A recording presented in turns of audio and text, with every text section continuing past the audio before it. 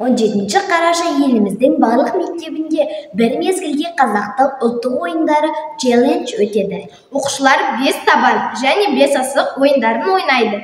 Челлендждің мақсаты білім алушылардың рухани, адамгершілік, эстетикалық, патриоттық бағытқа тәрбиелеу, құндылықтарды сақтау және ұлттық ойындарды дәріптеу.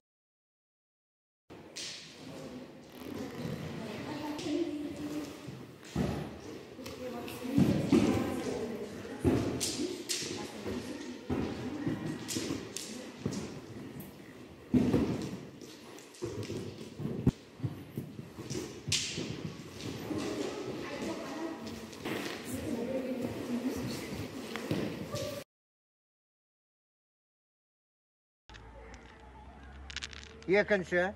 Молодец. Вот, молодец, жақсы.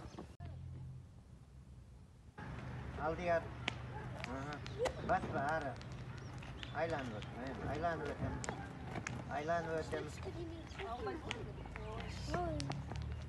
Адағы шеңберді баспа. Баспа шеңбер. Шық, шық.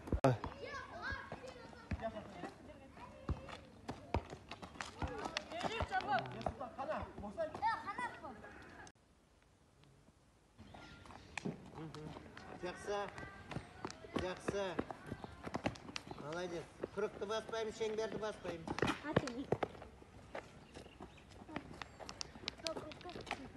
Молодец дейді.